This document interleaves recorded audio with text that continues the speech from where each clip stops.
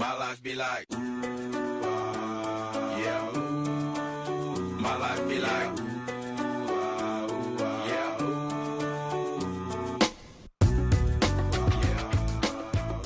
I'm passionate about being free, and I love seeing other people free too. 3 things I believe bring freedom are attitude, trust, and discipline. Challenges like learning to play the piano, to abseil, or a skill like juggling open up the opportunity to improvise and to express yourself. I want to develop a program that uses kinesthetic learning to reinforce the road to recovery. When people, especially men, learn something practically, it then sinks in. These life lessons of perseverance and discipline will help prepare men for life, a disciplined life with the right kind of freedom. I hope that we will also use this program to influence other sectors with which we have links, schools, prisons, churches and sports clubs, so that others can learn about discipline, but not necessarily have to learn it the hard way.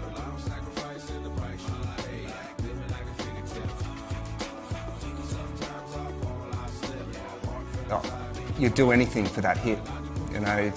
It's the thing that becomes your life. It's like you have that, and it's a full-time career. You know, you're out getting your fix. That's all you live for.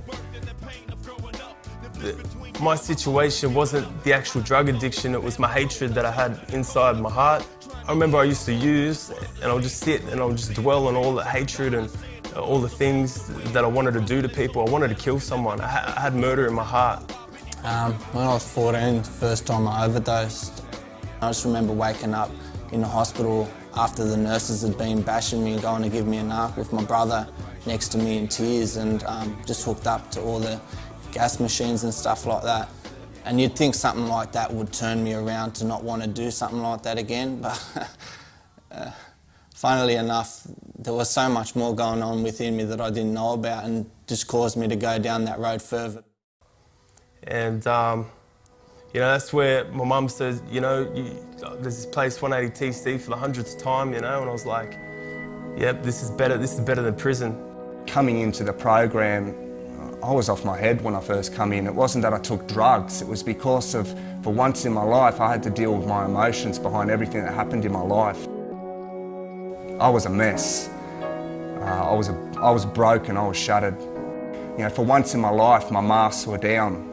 That mask of heroin was down, and I had to deal with everything on a core level, on a raw level. And I learned how to forgive, and forgive was the biggest thing, you know. I'm still dealing, I'm still on that journey of forgiving, but I made that choice and I know I have to do it. You know, but I thank God that in the program, they do help you through a lot of things, and the staff are there for you. They're not going to just boot you out because, you know, you have a bad day or you start, you know, going off your head. Where I'm at now, I've come out of TC to start an internship. I've never done a day of high school, but I'm studying business at TAFE.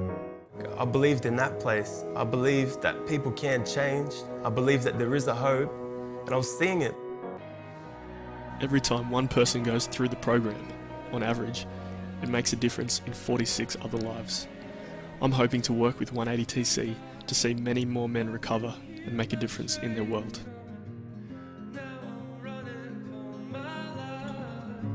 What makes a man?